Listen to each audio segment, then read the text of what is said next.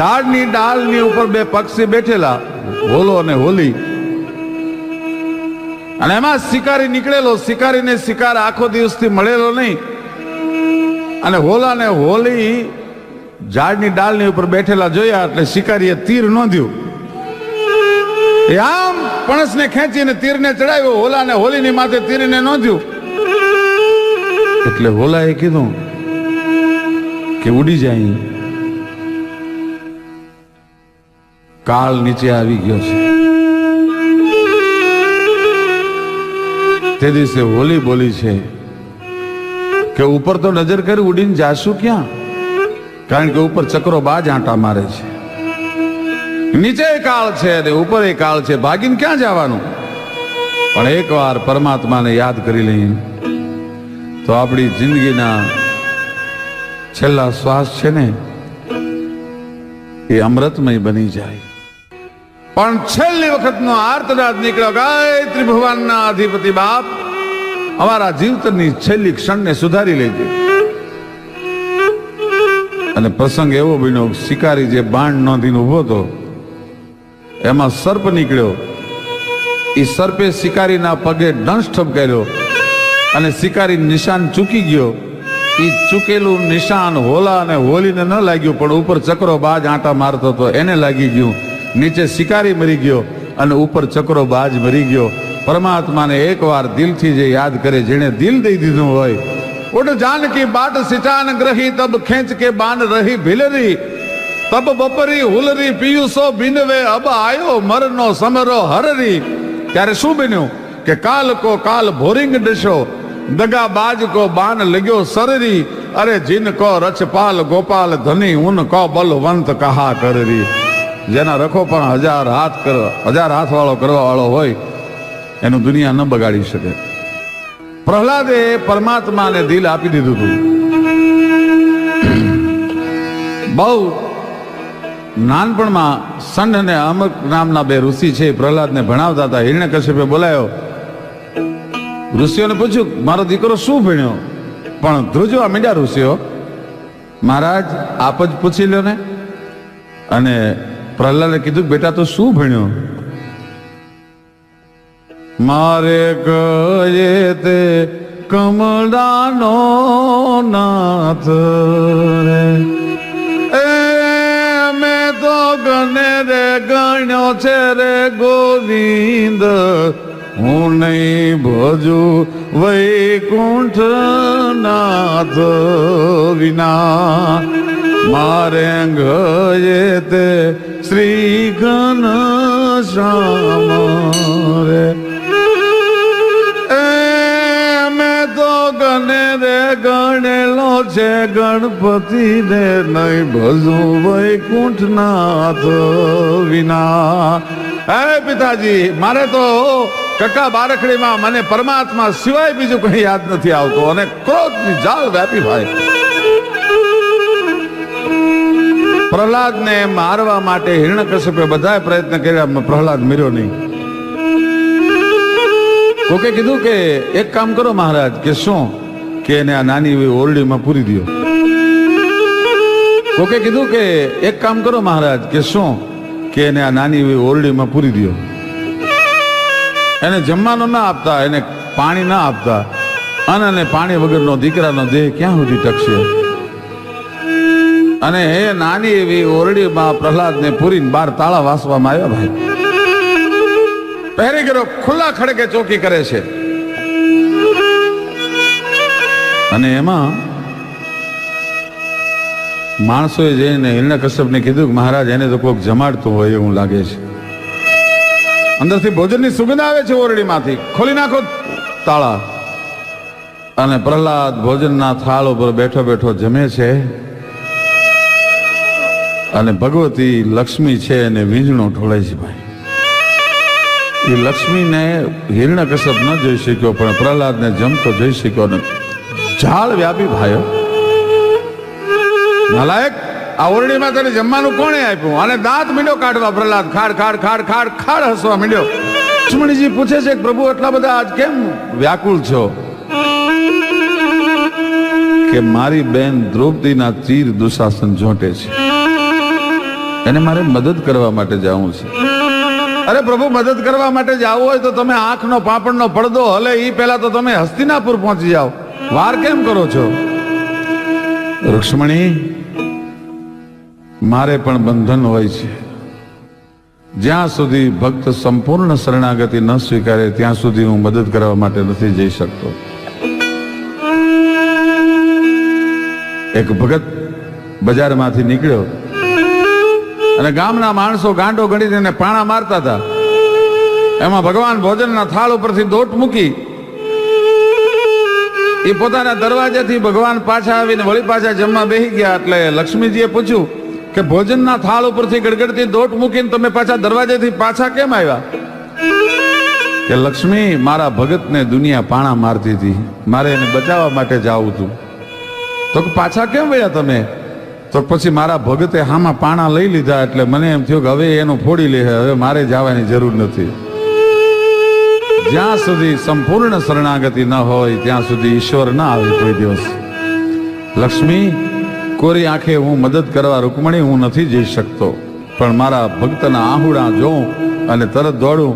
હજી દ્રૌપદીને એમ છે કે મારું રક્ષણ હું પોતે કરું છું, ત્યાં સુધી હું નહીં જઈ શકું. એ દુશાસને છેલ્લો જોંટો એમ કહેવાય છે કે માર્યો. દ્રૌપદીના બે દાંતની વચ્ચે હાડીનો છેડો હતો એ નીકળી ગયો અને દ્રૌપદીના હૈયામાંથી પોકાર નીકળી ગયો, ગાય કનૈયા બરવા તણી માધવ બીક નથી, નટરાજ મું બીક છે નાક તણી. હે કૃષ્ણ, હું ક્ષત્રિયાણી છું, મરવું મને વહમું નથી લાગતું, પણ તારા નામનો આધાર લઈને બેઠેલી છું. મરવા તણી માધવ બીક નથી, નટરાજ મું બીક છે નાક તણી. અને कौरव सभा से क्षुद्र खाड़ी में फंसाती रे कन्हैया, आज तेरी लाज नैया डूब जाती है. ऐ कृष्ण, आ कौरवोनी सभाમાં कौरव सभा से क्षुद्र खाड़ी में फंसाती रे कन्हैया, आज तेरी लाज नैया डूब जाती है. कृष्ण, मारा पतिओ हामे बैठा छे, मारा पतिने मैं पोकार करी जोयो, પણ આજ મારી કૌરવોની સભામાં સ્થિતિ કેવી છે કે મારી ખાટકીને ખીલે એ ગાવડી રેજી. ખાટકીને ખીલે ગા બાંધી હોય અને માથે કરો તોળાઈ રહ્યો હોય, જેવી દશા થાય એવી દશા છે મારી આજ. ભીષમ પિતાને હું તો થાકી પડકારી, પણ એની કાયા કૌરવની ઓશિયાળી રે મુસાળી જાણે માવડી. આ કનૈયા, બધા પ્રસંગો કેમ તું ભૂલી જા? તું મને બેન કહેતો હતો, પણ આજ મને સમજાણું કે તું મને હાવ ખોટું ખોટું કહેતો હતો. મારે તારે શેનો સંબંધ? હે કૃષ્ણ, મારી જગ્યાએ તારી બેન સુભદ્રા હોત અને એનો ચોટલો જો દુશાસને પકડ્યો હોત, હાય કનૈયા, તું ધીર ત્રજીને આખું બ્રહ્માંડ ભરખી જાતો. પણ જાદવરાય, મારે ને તારે શેનો નાતો? આજ મને ખબર પડી કે હું ખોટી ખોટી ફૂલાતી હતી. કૃષ્ણ મારો ભાઈ છે. અને ઠપકો મંડી દેવા અને આંખમાંથી આહવડાની ધાર શરૂ થઈ અને છેલ્લો જોંટો દુશાસને માર્યો અને અહીંથી આર્ત પોકાર નીકળ્યો, ગાય કનૈયા રખી લે લાજ. કૃષ્ણ, બાપ મારી લાજ રાખજો. પણ ત્યાં તો કાન પે કકાર, નીઠ ગોન પે નકાર અને યકાર ના ઉચ્ચાર્યો, ત્યાં તો વસ્ત્ર બની બેઠો તો. ક ન અને ય ત્રણ શબ્દ પૂરા થાય એ પહેલા તો હસ્તિનાપુર પોગી ગયો તો દ્રૌપદીના આહુડા જોઈને. કાન પે કકાર, નીઠ ગોન પે નકાર અને યકાર ના ઉચ્ચાર્યો, ત્યાં તો વસ્ત્ર બની બેઠો તો. અને ત્યાં તો વસ્ત્ર બની અને ભગવાન કનૈયો કૌરવની સભામાં આવી ગયો અને ધારી ધારી પેખે પેન સકે નિર્ધારી. આખી સભા જોવે છે. ધારી ધારી પેખે पेन सके निर्धारी है કે સારી હે કે નારી હે કે નારી બીચ સારી હે કે બાંકે બનવારી હે. આ છે કોણ એ નક્કી નહોતું થયું. ધારી ધારી પેખે પેન સકે નિર્ધારી હે, એ નારી બીચ સારી હે કે સારી બીચ નારી હે કે બાંકે બનવારી હે નક્કી નહોતું થઈ શકતું ભાઈ. જેણે દિલ દઈ દીધું હોય ત્યાં ભગવાનને આવતા વાર નથી લાગતી. પ્રહલાદને પૂછવામાં આવ્યું કે પ્રહલાદ, તો એમ કે છે ને મારો ભગવાન કણે કણમાં છે, મારામાં છે, તારામાં છે, બધામાં છે. આય પ્રહલાદ, આ થાંભલામાં તારો ભગવાન છે. આખો લોઠાનો થાંભલો થગીને લાલ થયેલો ભાઈ. ઉપર બેઠો પેલો બ્રહ્માંડ નો અધિપતિ વિચાર કરે છે પ્રહલાદ હા પાડે એટલી વાર છે, પણ 2 ડગલા પ્રહલાદ પાછો વટી ગયો. હિરણ્યકશ્યપ કીધું તારો ભગવાન આમાં છે, બધ ભરી લે થાંભલાને. પણ 2 ડગલા પાછળ હેઠો લોઢાના ધગેલા થાંભલાને બધ કેમ ભરવી? પણ ઉપર બેઠેલા બ્રહ્માંડના અધિપતિને એમ થયું કે આજ મારો ભગત જો ડરી જાય તો દુનિયામાં મારા નામનો કોઈ ભરોહો નહીં કરે કાલે. એટલે કીડીઓની હાર ચડાવી ભગવાન. એ હિરણ્યકશ્યપને સભાને ન દેખાણી, પણ એકલી પ્રહલાદને દેખાણી ભાઈ. એ પ્રહલાદને જ્યારે હાર દેખાણી અને પ્રહલાદને હિરણ્યકશ્યપે છેલ્લે કીધું કે આય પ્રહલાદ બોલ, તારો ભગવાન છે આમાં? અને હા પાડી કે તો ભરી લે બધા થાંભલાને.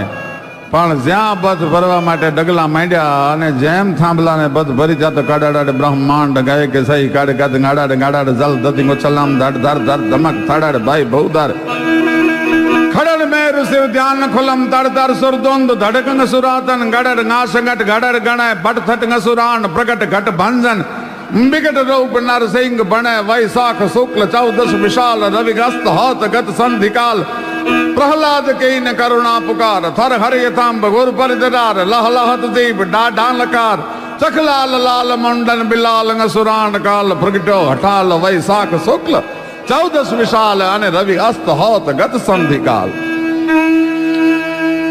વૈશાખ મહિનાના શુક્લ પક્ષની 14 દિવસે સંધ્યાના ટાણે બરોબર ભગવાન પ્રગટ થયો થાંભલામાંથી. હિરણ્યકશ્યપે પ્રભુ વરદાન માંગ્યું હતું કે મારું મૃત્યુ લોઢે નહીં, લાકડે નહીં, લીલે નહીં, હુકે નહીં, પશુથી નહીં, માણસથી નહીં, નરથી નહીં, નારીથી નહીં, દિવસે નહીં, રાતે નહીં, ઘરમાં નહીં અને બહાર નહીં.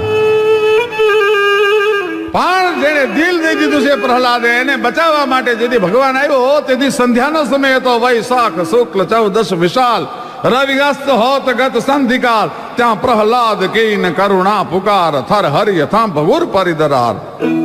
થાંભલો ફાટ્યો ત્યાં તો લહ લહત જીભ ડાઢા લકાર. અડધું માણસનું અને અડધું સિંહનું રૂપ લઈને પ્રગટ્યો ભાઈ નરસિંહ.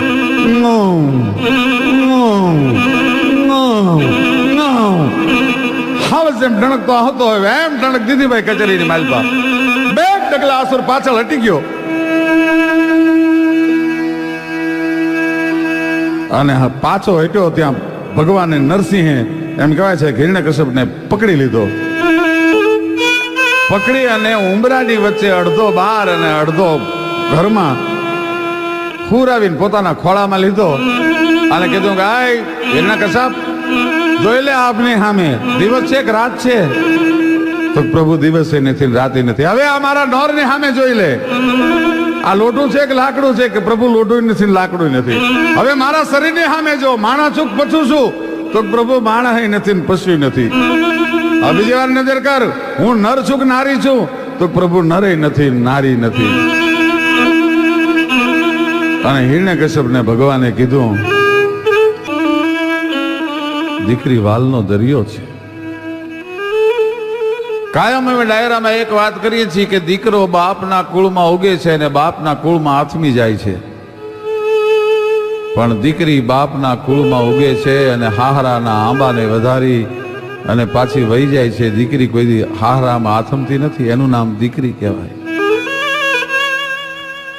દીકરો જ્યાં જન્મે છે ત્યાં મરે છે અને મિત્રો દીકરીના મહાણે જુદા હોય છે. દીકરો જો મહાન થાય તો બાપના કુળને ઉજાળે, પણ દીકરી જો મહાન થાય તો 3 કુળમાં દીવા કરે, 3 કુળને ઉજાળે, પોતાના મોસાળને ઉજાળે, પોતાના બાપના કુળને ઉજાળે અને પોતાના સાસરાના કુળને ઉજાળે, ત્રણ ત્રણ કુળને ઉજાળે, એનું નામ દીકરી કહેવાય. પૂજ્ય મોરારી બાપુ તો એમ કે છે કે રાવણને જો એકાદી દીકરી હોત ને તો રાવણ જાનકીનું હરણ ન કરી શક્યો હોત. દીકરી એ તો ત્યાગની મૂર્તિ છે, કરુણાની મૂર્તિ છે. દીકરી બાપને કોઈ દી ઓસિયાળો ન જોઈ શકે.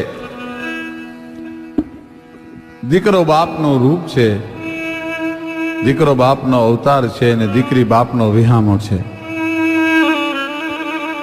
200 કિલોમીટર દીકરો દૂર રહેતો હોય અને 200 કિલોમીટર સાસરે પરણાવેલી દીકરી હોય. બાપના માંદગીના દીકરાને અને દીકરીને બેને એક હારે સમાચાર મળે. દીકરાને આવતા કદાચ 2 કલાક વાર લાગે, પણ દીકરી છે એ બાપના માંદગીના સમાચાર સાંભળી અને દીકરા પહેલા બાપના માંદગીના બિછાને આવીને માથે હાથ ફેરવતી બેઠી હોય, એનું નામ દીકરી કહેવાય.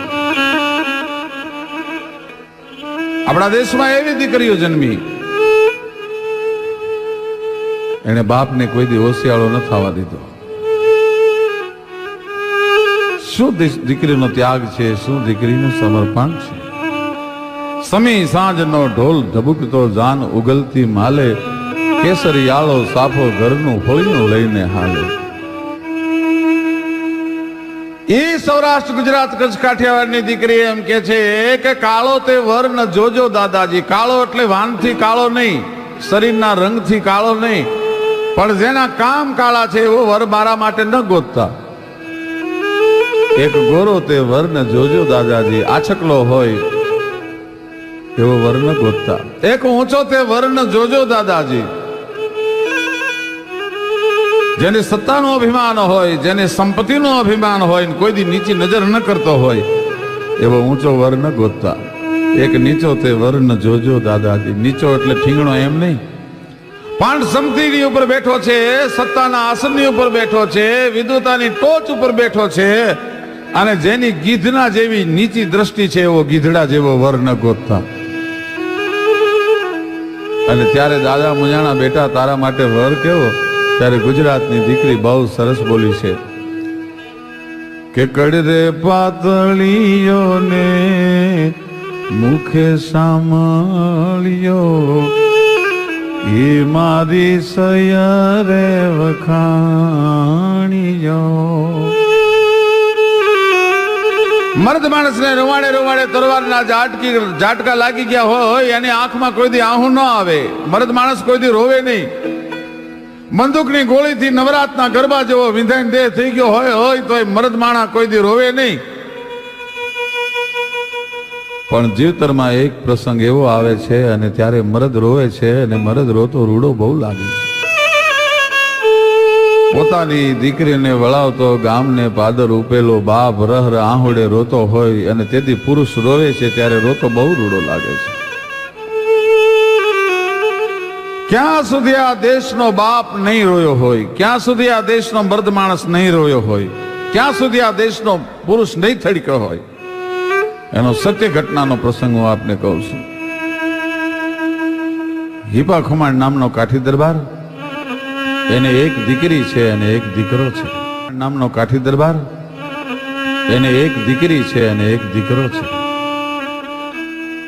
ટૂંકમાં વાત કરું, દીકરી બાના લગ્ન લખ્યા, મીઠા મંગલ ગીત ગવાણા. માંડવ કિયો ભા એ રાણો ને કિયો ભાઈ રાજી જો, માંડવ કિયો ભા એ ભાલાલો ભાણે જ એ દાદા રે જીનો ગા માંડ. પણ આરહની પુતળી જેમ થાંભલીએ કંડારી હોય, માથું ટેકવી અને કાઠી દરબારને આવવાની રાહ જોવે છે. કાઠિયાણી દીકરી બાની જાન ગામના પાદરમાં આવીને ભેરા ડાયરામાંથી મને બોલાવવાનું કારણ શું? એક શબ્દ કાઠિયાણી ન બોલ્યા.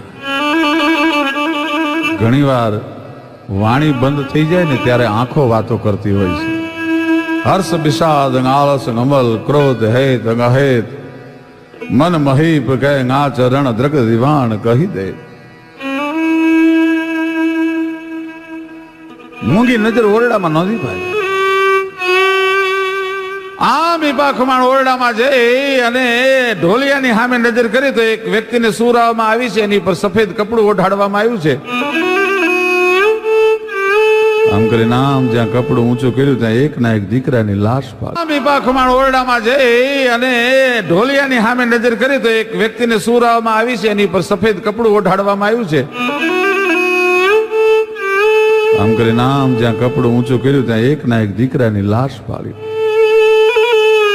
કાઠિયાણી દીકરીની જાન ગામના પાદરમાં આવી ભૈલાને સરપડો થયો, એનો અવસાન થયો. પણ કાંઈ વાંધો નહીં કાઠિયાણી, માણસનું માણસ ભૂંડું કરે ત્યારે એનો ધોખો ધરાય, માણસનો ઈશ્વર ભૂંડું કરે ત્યારે એનો ધોખો ન ધરાય.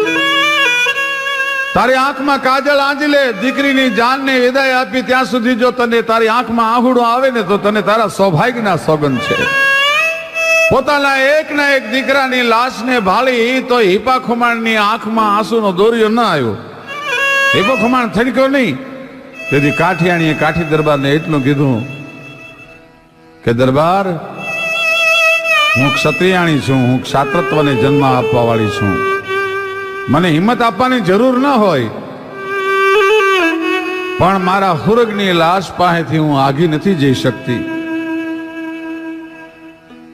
એમાં એકાદી ચૂમી લેતી વખતે, મારા દીકરાને એકાદ ચૂમી લેતી વખતે મારી અંદરની કાઠિયાણી મરી જાય અને માં પ્રગટ થઈ જાય અને એકાદો નિહાકો નીકળી જાય અને મારો નિહાકો ઓરડાના નળિયા સહન ન કરી શકે, એમાંથી એકાદું નળિયું ઉડી અને ડેલીએ આવીને તને એમ કહી જાય કે દરબાર, તારા કાળજાના કટકા જેવી દીકરી હારે જાય છે અને તારો આંખનો રતન જેવો એકનો એક દીકરો છે એ સરગા પરની કેડીએ વયો ગયો. જેથી ભર્યા ડાયરામાં તમારો હૈયો હાથ ન રહ્યો ને, એટલા માટે મેં તમને હિંમત દેવા માટે બોલાવ્યા છે. બાકી આ દેશની આરી નારીને હિંમત દેવાની જરૂર ન હોય. શું ત્યાગ હશે, શું સમર્પણ હશે. ન કાઠી રોયો ન કાઠિયાણી રોઈ, બેમાંથી એકની આંખમાં આહુડું નથી આવ્યું. પણ ઓરડામાં લાશ પડી હોય ત્યાં સુધી મંગળ ફેરા ન ફેરવી શકાય. પોતાના અંગત 5 ભાઈબંધોને બોલાવીને એમ કીધું કે આ પાછલી પછી તોડીને દીકરાની લાશને લઈ જાઓ. દીકરીની જાનને વિદાય આપી ત્યાં સુધી જોજો હો, આ વાતની કોઈને ખબર ન પડવા દેતા. છેલ્લી વખત પોતાના દીકરાની માથે હાથ ફેરવી એક ચૂમી લે અને કાઠી દરબાર વળી પાછા ડેલી આવવા માટે નીકળ્યા ત્યારે ઢોલીને એટલું કીધું કે આજ એવો ઢોલ વગાડજો, આજે એવી હરણાઈઓ વગાડજો, હું તમને ન્યાલ કરી દઈશ. કારણ કે મારા કાળજાના કટકા જેવી દીકરી સાસરે જાય છે અને મારો એકનો એક મોભી સ્વર્ગા પરની કેડીએ વહી ગયો. હવે કોણ ભોગવશે આ બધું? એ ડેલીએ આવી અને બેઠો, મોઢાની અણહાર ન બદલવા દીધી. ટૂંકમાં વાત કરું, માંડવાની નીચે જવતલ હોમવાનું ટાણું થયું. ગોર મહારાજે કીધું ભૈલાને બોલાવો. મુહૂર્ત વયું જાય છે, સમો વયો જાય છે.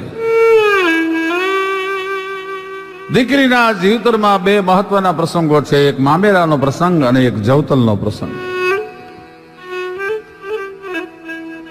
પોતાના સાસરામાં લગ્ન હોય, જેઠાણીના પિયરિયા આવી ગયા હોય, દેરાણીના પિયરિયા આવી ગયા હોય અને આનો ભાઈ ન આવ્યો હોય, એને લગ્નમાં બીજો કઈ રસ ન હોય, એ નેજવા કરી કરીને પોતાના પીરની દસની સામે જોતે હમણાં મારો વીર આવે, હમણાં મારો માડી જાયો આવે, હમણાં મારો જવતલિયો આવે.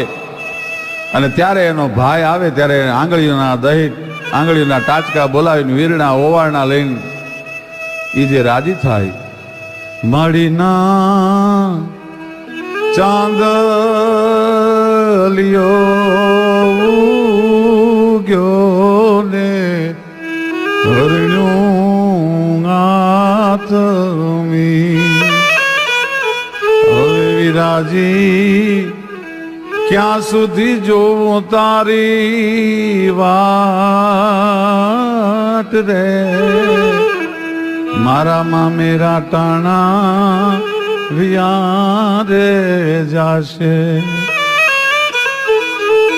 દીકરીને જોતો લોમાનો ટાણો થયો. દેવાયત બોદલની દીકરી જાહલજીની ચોરીએ ચડી હતી. પાપડના પડદાથી હોરઠના હિમાડા ઉખેલતી હતી કે આજ મારો વીર જો નવઘણ નહીં આવે તો નણદુ મને નભાઈ કહીને હાહરામાં બોલાવશે.